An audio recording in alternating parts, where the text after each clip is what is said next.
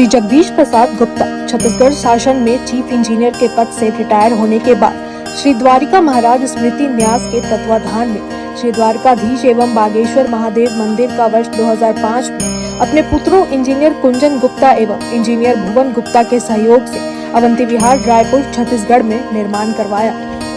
श्रीमद् भागवत कथा, राम कथा, गीता तत्व, वेदांत आदि के तात्पर्य को व्यासपीठ से कहने के कारण संतों द्वारा इन्हें आचार्य श्री जगदीश भी कहा जाता है। अपना संपूर्ण जीवन परमात्मा की सेवा में दिया उन्होंने परमात्मा भगवान श्री द्वारिकाधीश के दिव्य गुणों और कर्मों को लेकर अभी तक 15 ग्रंथ लिखे हैं, जिन ग्रंथों को भारतवर्ष के जगत गुरु और महापुरुष संतों के द्वारा आशीर्वाद प्राप्त हुआ है। उनके ग्रंथ श्री राम कथा अमृत से अनमोल का उद्बोधन आप सुन रहे हैं।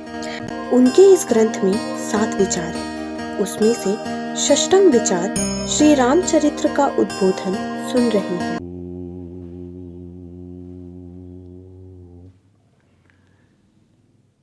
योगाय योगपतये योगेश्वराय गोविंदाय नमो नमः। विश्वाय विश्वपतये विश्वेश्वराय गोविंदाय नमो नमः। सर्वाय सर्वपतये सर्वसंभवाय गोविंदाय नमो नमः।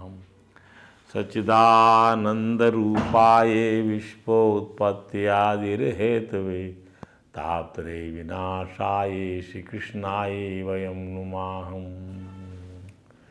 ओम समं प्रशांतं सुमुखं दीर्घचारु चतुर्भुजं सुंदरचारुग्रीवं सुकपोलं शुचिस्मितं समानकर्णविन्यस्तैस्फुरन्मकराकृतकुण्डलं हेमाम्बरं घनश्यामं श्रीवत्सां श्रीनिकेतनं शङ्खचक्रगदापद्म वनमाला विभूषितं नूपुरैर्विलसितपादं कौस्तुभप्रभयायुतं द्युमत्किरीटकटककटिसूत्राङ्गं सर्वाङ्गमनोहरं हृदयं कृपाप्रसादेक्षणम्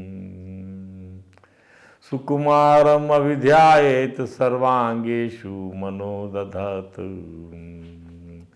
रामाय रामचन्द्राय रामभद्राय वेदसे रघुनाथाय नाथाय सीताया पतये नमः। रामं रामानुजं सीतां भरतं भरतानुजं सुग्रीवं वायुसूनं प्रणमामि मुहुः। हरे राम राम राम हरे हरे, हरे कृष्ण कृष्ण कृष्ण हरे हरे। बोलिए परात्पर प्रभु त्रिलोकीनाथ भक्त वांछा कल्पतरु भक्त वत्सल कृपण वत्सल शरणागत वत्सल भगवान श्री द्वारकाधीश महाराज की जय। भगवान श्री बांके बिहारी लाल की जय। भगवान श्री रास बिहारी लाल की जय। भगवान श्री राधा दामोदर नाथ की जय। भगवान श्री राधा कृष्ण सरकार की जय। श्री सद्गुरु भगवान की जय। समस्त गुरु भगवान की जय। श्री चैतन्य महाप्रभु जी महाराज की जय। देवर्षि नारद जी महाराज की जय। भगवान श्री व्यास जी महाराज की, परम भागवत भगवान श्री सुखदेव जी महाराज की जय। जय श्री राधे, जय जय श्री श्याम।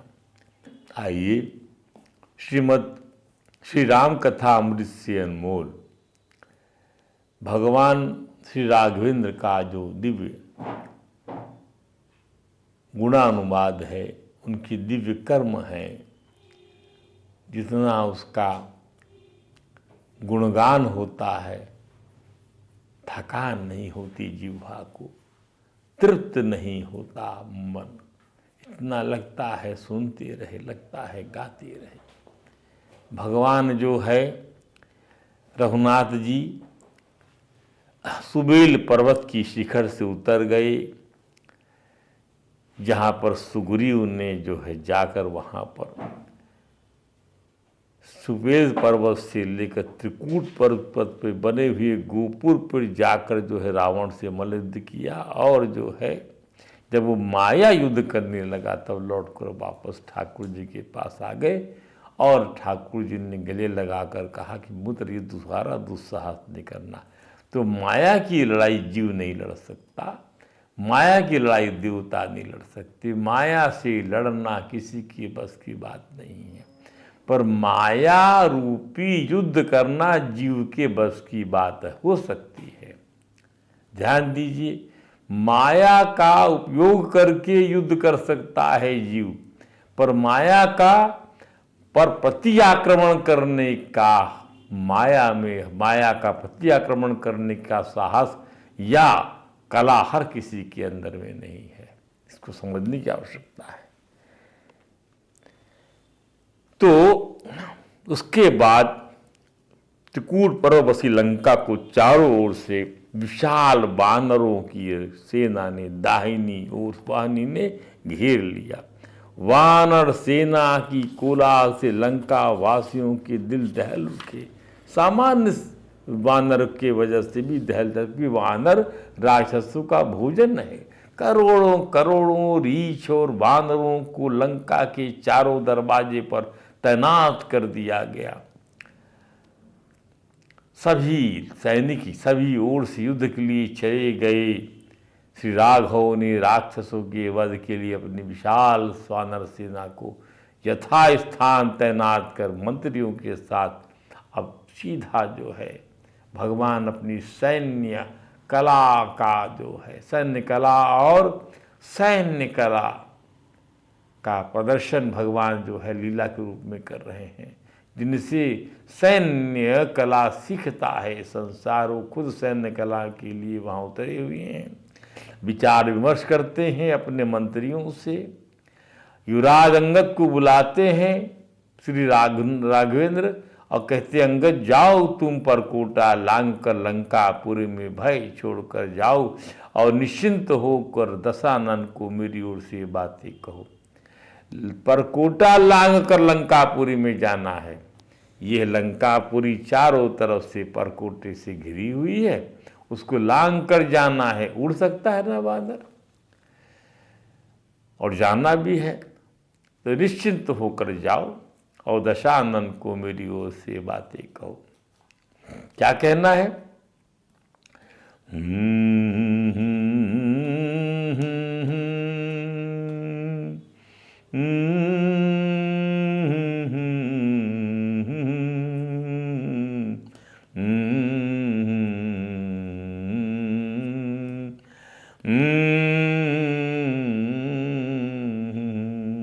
ऋषि नाम देवता नाम चा गंधर्वा सरसाम तथा।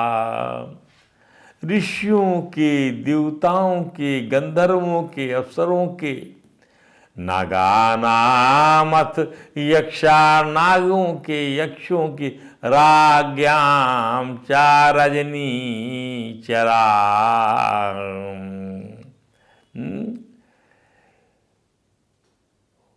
यच्च पापम कृतं मोहाद विलपेन राक्षसा। हे राक्षस राज, हे निशाचर, बोलना अंगद तू ये बात कि तुमने मोहवश घमंड में आकर ऋषि लोगों का, देवता लोगों का, गंधर्वों का, अप्सराओं का, नागों का, यक्षों का, यक्षसों का बड़ा अपराध किया है। यच्च पापम कृतम, इनका अपराध किया है। मोहाद अविलिप्तेन, मोहवश घमंड में। नूनम ते विगतो दर्पहा स्वयं भूवरदान जाऊ। क्या कहा? अब समय आ गया है। नूनम ते विगतो दर्पा, अब समय आ गया है। क्या? कि तुम्हें जो अभिमान हो गया है ब्रह्मा जी की का वरदान पाकर, नूनम ते विगतो दर्पा स्वयं भू वरदान जहा, स्वयंभुआ ने ब्रह्मा जी की वर देने के फलस्वरूप जो तुम्हें अभिमान हो गया था विगतो दर्पा तस्य पापस्य संप्राप्ता युष्टरद्या दुरा सदा। तुम्हारे उस पाप का दूसरा फल आज उपस्थित हो गया है। मैं अपराधी को दंड देने वाला शासक हूं।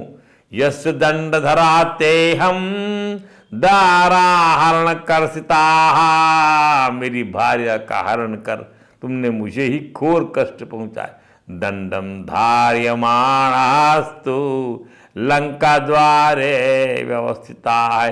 मैं जो हूं लंका के द्वार पर आकर खड़ा हुआ हूं तुझे दंड देने के लिए राक्षस राज, ऐसा बोल देना, निर्भीक होकर बोल देना अंगद। प्रभु श्री राम ने अंगद से यह भी कहा कि उस नराधम रावण की ओर से यह भी कहना कि मेरी ओर से कि तुमने मुझे धोखा देकर सीता का हरण किया है। सामने आते, युद्ध करते, ललकारते, उस माया को आज युद्ध के मैदान में दिखाना कितने मायावी हो, कितने साधु बन सकते हो। यदि तुम मिथिलेश कुमारी को लेकर मेरी शरण में नहीं आए तो मैं अपने अमोघ बाणों से इस संसार को राक्षस विहीन कर दूंगा। राक्षसों में शेष श्रीमान विभीषण भी मेरे साथ युद्ध के मैदान में खड़े हैं। राक्षस राज, ऐसा बोलना। निश्चय ही लंका का निष्कंटक राज्य इन्हें ही प्राप्त होगा। मैंने तिलक कर दिया है सिंधु के जल से। जो तुमने 10 शीश हाकर भोलेनाथ से ये जो है लंका की संपदा, लंका का साम्राज्य पाया है, वह मैंने जो है बिना किसी शरणागत होने के फलस्वरूप दे दिया। तुम भी शरण में आ जाना तो सब माफ कर दूंगा। नहीं राज्यम अधर्मेण भोक्तुम क्षणपि त्वया। तुम्हें अपने स्वरूप का ज्ञान नहीं है और तुम्हारे संगी साथी भी मूर्ख। सक्यम मूर्ख सहायेन पापेनाविदितात्। अतः इस प्रकार अपने अधर्म पूर्वक तुम अब एक क्षण भी इस राज्य को नहीं भोग सकोगे। नहीं राज्यम अधर्मेण भोग तुम क्षणमपि। एक क्षण भी राज्य को तुम अधर्मपूर्वक नहीं भोग। अधर्मपूर्वक कोई भी राज्य को नहीं भोग सकता साहब। आप राज्य को, राजनीति में धर्म का पुट ना हो। धर्म माने क्या? धर्म माने जो धारण करता है। धर्मो रक्षति रक्षिता।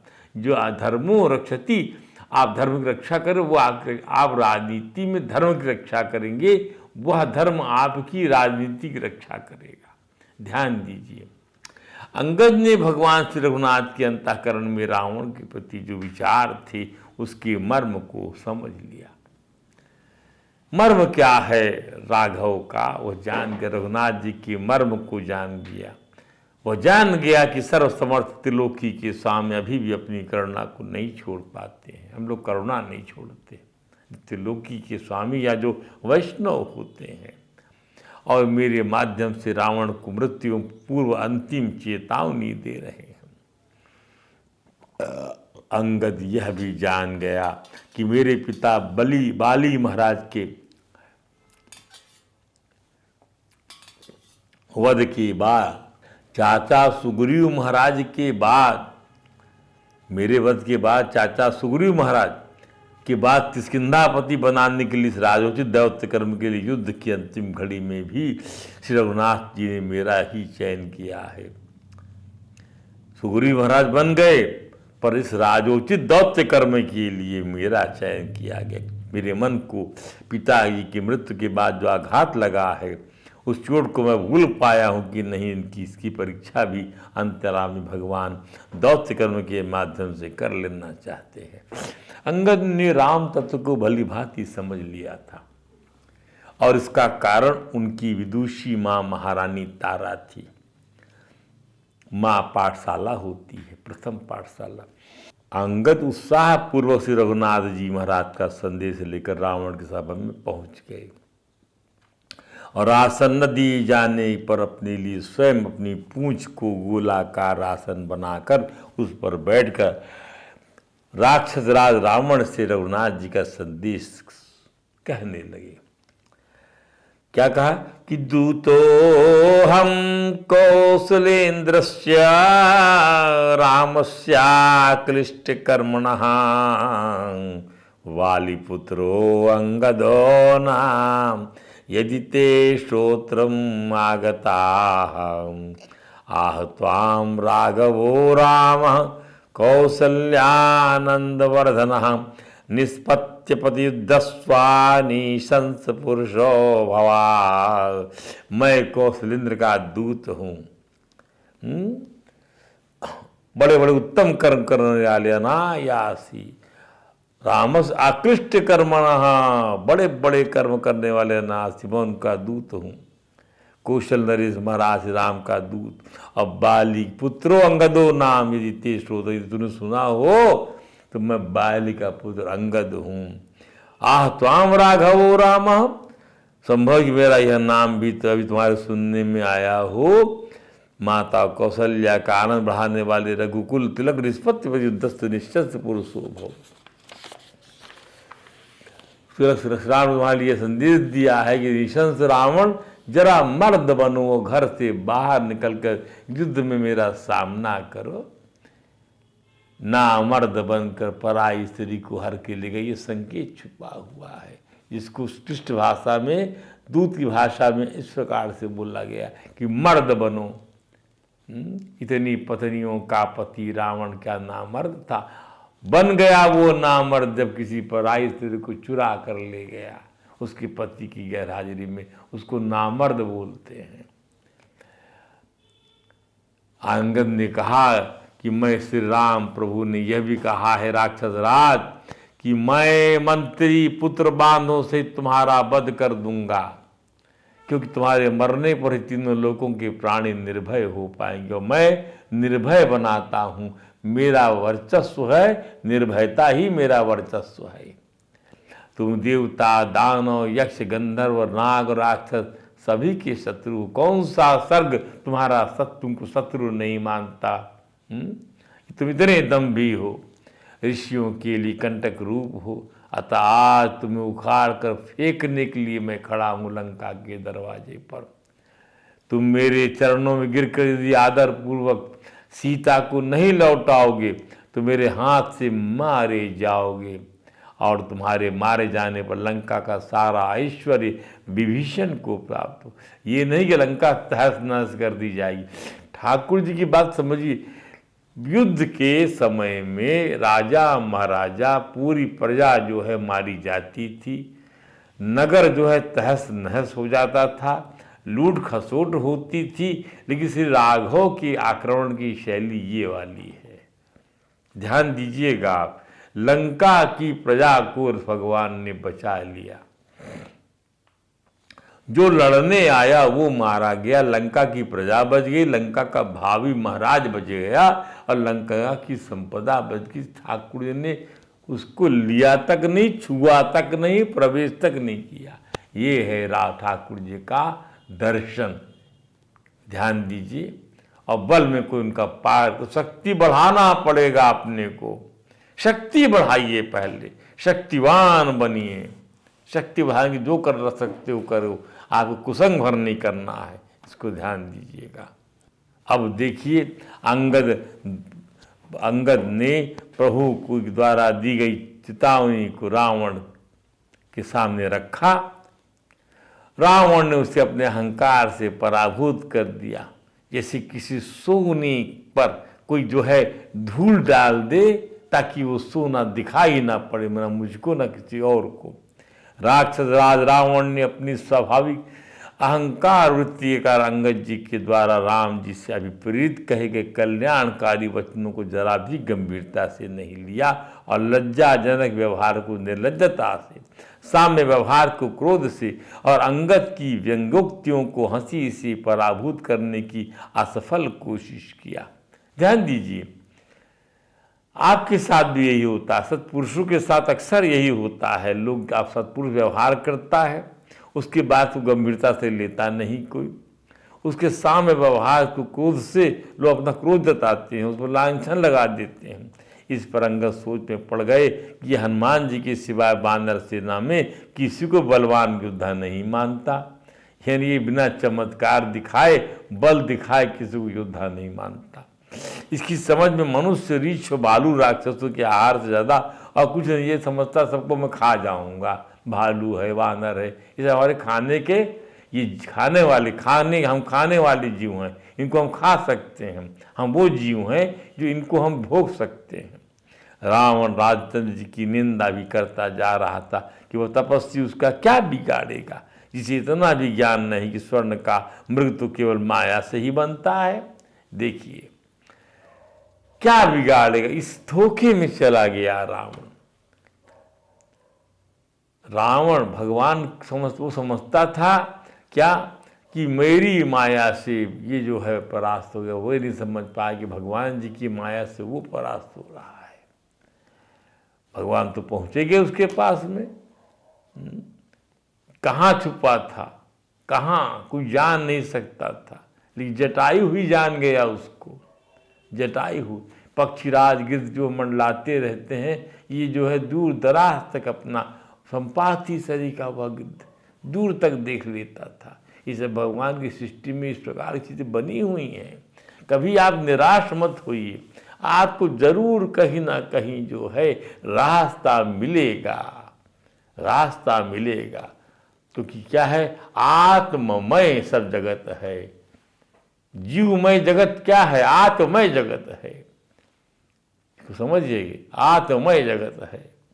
सब जगह आत्मा की चेतना से जीव जो है इंद्रिय और मन के साथ भोक्ता बना हुआ है, और जीव बन गया वही आत्मा। रावण राघव की निंदा भी करता जा रहा है, और वास्तविक रूप से होता ही नहीं कोई सोने का उम्मीद। और ये कैसा बेवकूफ बन गया, कैसा ये जो भगवान है, कैसी बात करता है अंगद उसके बारे में। एक तपस्वी है, अपनी पत्नी की रक्षा करने की सामर्थ्य इसमें नहीं है, उसका पौरुष किसी गिनती में नहीं। हमारे यहाँ भी यही हुआ, हमारे साथ भी लोग कह सकते हैं कैसा भारतवर्ष है, इतनी की आबादी वाला है, अपनी जमीन की रक्षा नहीं कर सका। ध्यान दीजिए, माया का कि ये सब माया से बनी चीज़ें तो शक्ति जुटाना, शक्ति भौतिक रूप है, शक्ति का जो रूप है भौतिक रूप, शक्ति जुटाना चाहिए। अस्त्र शस्त्र से लैस होना चाहिए, इससे सीखा नहीं था। एक तरफ एकांगी ज्ञान खतर, बाद में शक्तियाँ बढ़ती चली गई, शक्ति बढ़ती चली गई। हमको समझ में आने लगा शक्ति बढ़ाना है, संगठन की शक्ति बढ़ाना है, और साथ में हमारे देवताओं के में जो हाथों में जो अस्त्र शस्त्र है उसके संकेत को समझना है कि हमको भी शक्तिवान बनकर इसको शस्त्र संचालन भी हमको करना आना चाहिए, ताकि हम जो है माया कि कपट युद्ध को हम परास्त कर सके। माया तो मायापति की दासी है। अब ये चुनौती आज भी भारतवर्ष को सुनना पड़ता है कि अपनी जमीन की रक्षा नहीं कर सके, गुलाम हो गए।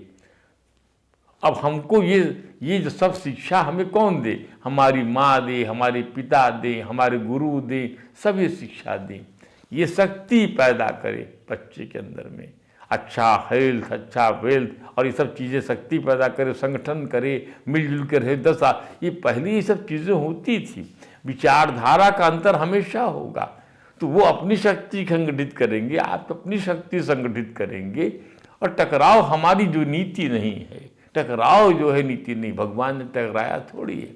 माया से तो आपको जब लड़ना आएगा तो आत्मज्ञान भी जरूरी हो जाएगा। माया से आत्मज्ञान ही लड़ सकता है, शक्ति जो है माया से नहीं लड़ सकती। समझिए इस चीज को, शक्ति लड़ेगी शक्ति से, माया से लड़ेगा आत्मज्ञान। आत्मज्ञानी पर माया असर नहीं करती। यौगिक सिद्धियां जो प्राप्त होती हैं वह योग से प्राप्त कर लिया आपने, सब सिद्धियां माया के अधीन है, प्रकृति के अधीन है, लेकिन आत्मा के अधीन माया है। माया तो रघुनाथ की दासी है। श्री राम में न तो बंधन ही है और न मोक्ष है, जैसा कि श्रीमद् भागवत में भगवान कृष्ण ने समझाया उद्धव को कि बद्धो मुक्त इति व्याख्या गुण तो में ना वस्तु मुक्ता। अरे गुणों का ही बंधन है, गुणों का ही मोक्ष है। ध्यान दीजिए, गुणों का ही बंधन है, अर्थात रस्सी ही बंधती है और रस्सी ही छूट जाती है। वस्तु वही की वही रहती है। वस्तु का मुक्ति वस्तु की नहीं हुई, वस्तु तो पहले से ही मुक्त थी। रस्सी बंधी थी, रस्सी ही छूट गई। आपने रस्सी छुड़ाया है, आपने रस्सी से बांधा है उसको, वो तो स्वरूप में अपने स्थित है वस्तु। न में न वसुता गुण तो में न वसुता, अर्थात मुझ में, अर्थात माया में, अर्थात मुझ में, अर्थात माया में नहीं, अर्थात आत्मा में कोई गुण, कोई मोक्ष और कोई बंधन नहीं। वो सर्वथा बंधन से और मुक्ति से मुक्त है वह। ध्यान दीजिए, तो बंधन क्या है? रस्सी ही, मन ही जो है रस्सी है, मन ही लगाम है, मन ही जो है वह बांध लेता है आपको। अब मन ही छूट गया तो आप तो मुक्त हैं। मन को छुड़ा लीजिए वहां से कि आप मनोमय नहीं हैं, मनोमय प्रकृति है।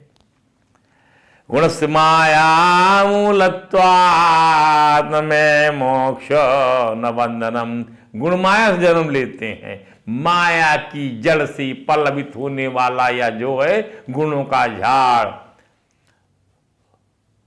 इंद्रियों का झाड़, शरीर का झाड़, विषयों का झाड़, पंच महाभूतों का झाड़ आदि आदि सब माया की जड़ से निकलता है। मुझ में मोक्ष बंधन नहीं है।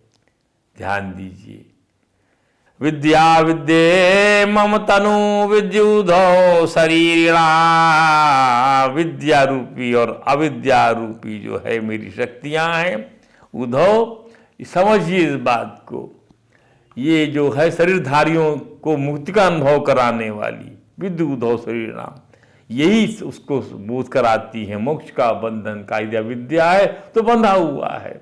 उसका मन यदि जो है अभिभूत है माया से, उसकी रस्सी, और उसकी रस्सी यदि विद्या है से अभिभूत है, तो कहाँ का वह सर्प, काहे की वह रस्सी, कहीं कुछ नहीं है। उसको ज्ञान हो गया है कि मेरे स्वरूप में कुछ भी नहीं है। मोक्ष बंद करी आद्य माया में विनिर्वृता। ये दोनों ही जो शक्तियां हैं, विद्या रूपी माया, अविद्या रूपी माया, ये दोनों माया से निर्मित हैं। ध्यान दीजिए, दोनों ही मेरी अनादि शक्तियां हैं। मेरी माया से इनकी रचना, इसका कोई वास्तविक अस्तित्व नहीं है।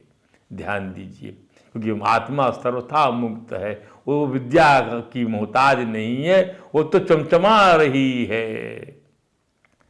वाह क्या बात है। इसको सनत कुमारों ने इतना सुंदर समझाया एक श्लोक में, भागवत जी के सारा सार पिरो दिया है। बहुत बड़ा प्रसंग है, लेकिन हमें कभी ये श्लोक जो है गीत भगवत का हमेशा याद आता। महाराज पृथु को समझाते हुए कहते हैं, राजन देखो, आत्मा जो है, आत्मा का कोई संबंध नहीं है इंद्रियों के साथ में, लेकिन उपाधि जो रहती है अंतःकरण में कि मैं फला हूँ, मैं ठिकाना हूँ, ममता की उपाधि, अहंता की उपाधि, उससे जो है वह जो है अपने आप में उपाधि, उसको ये संबंध, उपाधि से ही संबंध उन दोनों में बना हुआ लगता है। अन्यथा आत्मा मनुष्य नहीं है, राइट, स्त्री नहीं है, ठीक, पर उपाधि आपकी अंतःकरण में बनी हुई है। तो मैं स्त्री हूं, मैं पुरुष हूं। अन्यथा तो ये जो है उपाधि अंतःकरण के अंदर में, तो ये निमित्त जो बना हुआ है, आप निमित्त मान लिए हैं, तो निमित्त की वजह से, दर्पण की वजह से, जल की वजह से आपको दो दो रूप देखने के लिए मिलते हैं। अन्यथा वहाँ कोई रूप केवल और केवल आत्म तत्व के सिवाय संसार में कहीं कुछ नहीं है। वह आत्म तत्व ही परमात्मा है, वही श्री राम है, वही श्री कृष्ण है, वही श्री शिव है, वही श्री शक्ति है, सब कुछ वही है। ध्यान दीजिए। अब ये सब समझाया, इस बात को ज़्यादा विस्तार नहीं करना है, राम कथा में हम चल रहे हैं। तो एक श्लोक कहा है, तत्वं नरेंद्र तत्त्वं नरेन्द्र जगतां तस्तुताश्च देहेन्द्रियासु धिषण आत्मभियावृतानां यं च यः क्षेत्रवित्तपतया विश्वकाविहृदये प्रत्यक्षकास्ते भगवान सो अस्मि। वो जो भगवान है सा भगवान, वो तुम हो, तुम, हम हैं वो भगवान। इस देह से, इंद्रिय से, बुद्धि से और प्राणों से घिरा हुआ ये जो क्षेत्र है, इस क्षेत्र का जो है, जो इसके अंदर में जो घिरा हुआ ये क्षेत्र, इसमें वह परमात्मा चम चम चम चम कर रहा है। चकास्ति हृदय विश्वक आवी चकास प्रत्यक्ष चकास्ति भगवान। वही वो जो चकास रहा है वह जो भगवान है, अर्थात तुम नहीं। आप अपनी उपाधि की क्या बात करते हो? उपाधि नहीं चमचमा रही है, परमात्मा चमचमा रहा है, और चमचमाता हुआ परमात्मा वह तुम हो, ये वेदांत है। वही श्री राम है। इसलिए भगवान जो है इस प्रकार की भाषा जब बोलते हैं तो उनके तत्व को, आप किसी भी कथा में तत्व को समझने का प्रयास करिए।